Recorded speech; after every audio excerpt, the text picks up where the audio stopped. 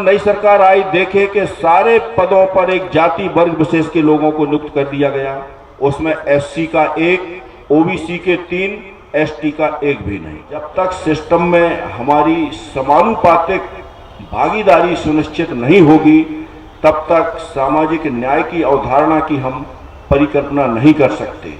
ऐसे जजों को उस पद पर रहने का कोई कॉन्स्टिट्यूशनल राइट नहीं है। उनको पद से हटाने की कार्रवाई हमारी संसद को करना चाहिए, जिनको संविधान की समझ नहीं है।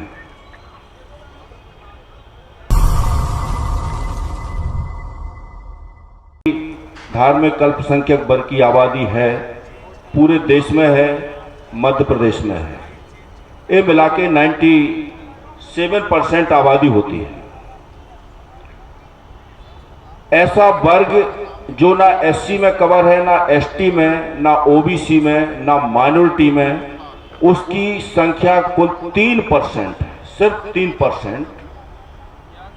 और 3% आबादी को बिना क्वांटिफाइबल डाटा के, बिना किसी एक्सरसाइज के 10% आरक्षण दे दिया। और उस 10% आरक्षण में ओबीसी, एससी, एसटी को एक्सक्लूड कर दिया है।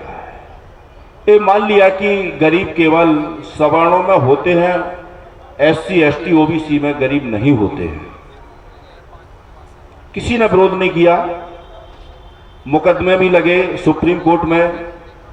मुकदमों में जो फैसला आया है 5 जजों का, वो भी आप लोगों ने पढ़ा होगा।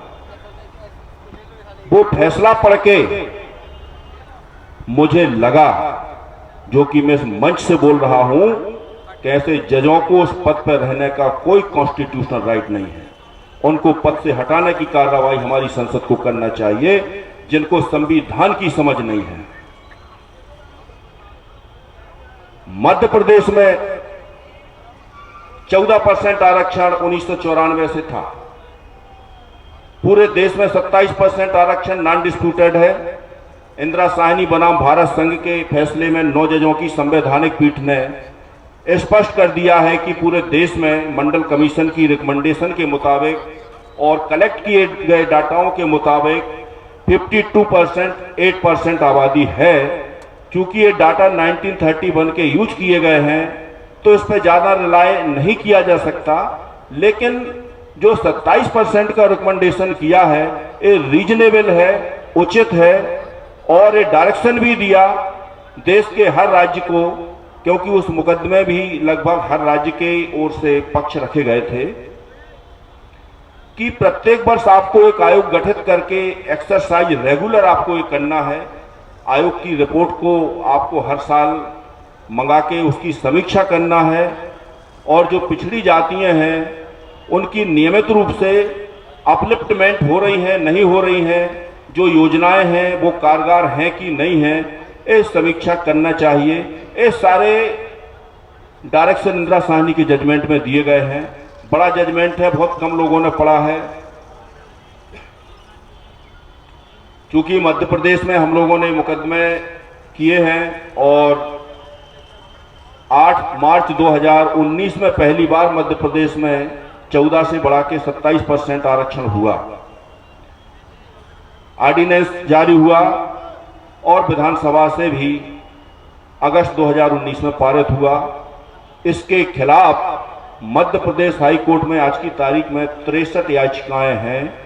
और बड़े आश्चर्य की बात है कि 63 याचिकाएं पूरी की पूरी एक जाति विशेष के लोगों ने ही लगाई हैं, क्योंकि उससे तकलीफ केवल उन्हीं को है। अरे भाई, जब आपकी आबादी 3% है, आपको 10% मिल गया, जिसकी आबादी 52% है उसको 27 मिल गया, तो आपके पेट में दर्द क्यों हो रहा है? लेकिन है, और वो मुकदमे आज भी चल रहे। सरकार बदलती है, नई सरकार आती है, जो शासकीय अधिवक्ताओं के पद होते हैं डिस्ट्रिक्ट लेवल पे होते हैं, हाई कोर्ट में होते हैं, और सुप्रीम कोर्ट में भी प्रत्येक राज्य का एक पैनल होता है। जब नई सरकार आई देखे कि सारे पदों पर एक जाति वर्ग विशेष के लोगों को नियुक्त कर दिया गया, उसमें एससी का 1, ओबीसी के 3, एसटी का 1 भी नहीं।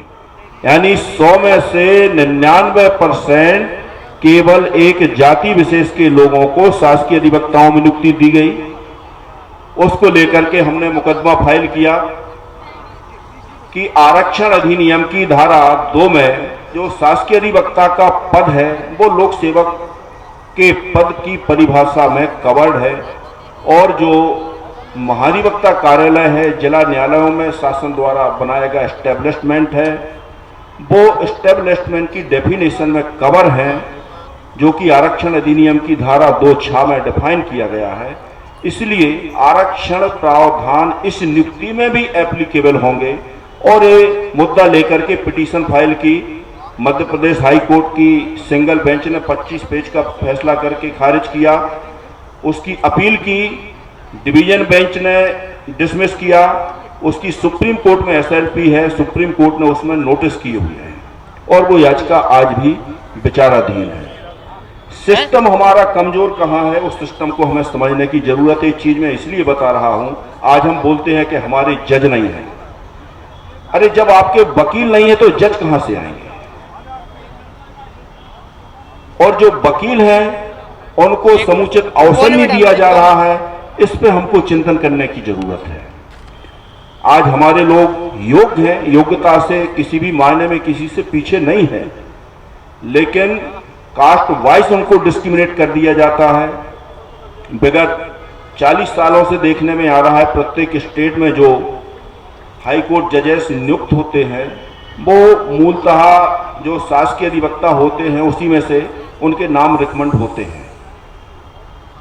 जब हमारे अधिवक्ता शासकीय अधिवक्ताओं के रूप में नियुक्त ही नहीं होते हैं, उनका एक तर्क है कि चूंकि एक कॉन्टेक्चुअल अपॉइंटमेंट है और उसमें रिजर्वेशन लागू नहीं होते, तो मैंने कहा भाई कॉन्टेक्चुअल अपॉइंटमेंट है, लेकिन इसमें जो पेमेंट होती है वो तो पब्लिक फंड है और पब्लिक के बिहाफ में पैरवी करते हैं, तो हर वर्ग जाति विशेष के लोगों को ही उसमें अधिकार नहीं है। बाकी वर्ग के भी योग्य अधिवक्ता हैं, उनको भी इसमें मौका मिलना चाहिए। और जब हमारी योग्य अधिवक्ता शासकीय अधिवक्ता के रूप में होंगे तो स्वाभाविक रूप से उनकी जो प्रतिभा है वो न्यायालयों के सामने जाएगी और जजों के रूप में भी उनके नाम रिकमेंड होंगे और जज भी हमारे लोग बनेंगे। मध्य प्रदेश में आज तक कोई भी SC ST का हाईकोर्ट जज नहीं बना है, ना प्रमोशन के थ्रू ना डायरेक्ट। OBC के सिर्फ 3 जज बने हुए हैं मध्य प्रदेश में। ये स्थिति मैं समझता हूं बाकी स्टेटों की भी है। आज इस वर्ग के आप देखेंगे कहीं CS नहीं मिलेंगे, कैबिनेट सेक्रेटरी नहीं मिलेंगे, बड़े बड़े पदों पर नहीं पहुंच पाते। कहीं ना कहीं उनकी CR डैमेज कर दी जाती है या किसी ना किसी प्रकार से उनको ऐसा डैमेज कर दिया जाता है कि जो उनका फर्दर प्रमोशन होता है हायर पोस्ट पर, उनको डैमेज कर दिया जाता है। ये हमारी समस्या विद्यमान है, इससे लड़ने की जरूरत है।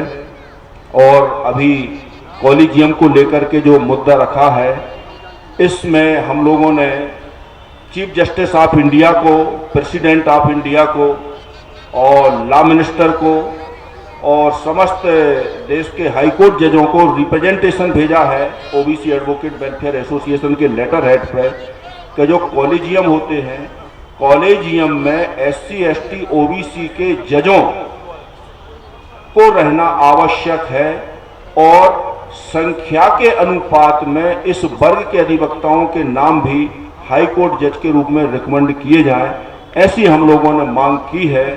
और इस मांग को हमारे संगठनों के माध्यम से आगे बढ़ाना है।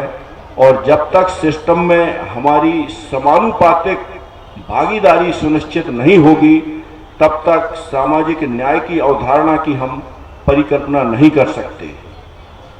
तो यही मेरी सामाजिक संगठनों से समस्त हमारे जो लोग यहाँ पधारे हुए हैं उनसे मेरा हाथ जोड़ के निवेदन है कि सामाजिक लड़ाई के लिए जरूरी नहीं है कि हम दिल्ली आए, भोपाल जाएं, लखनऊ जाएं। हम जिस क्षेत्र में रहते हैं, जहाँ रहते हैं, उस क्षेत्र के परिवेश में हम क्या अच्छा काम कर सकते हैं अपने लोगों के लिए, वो हमें करना चाहिए।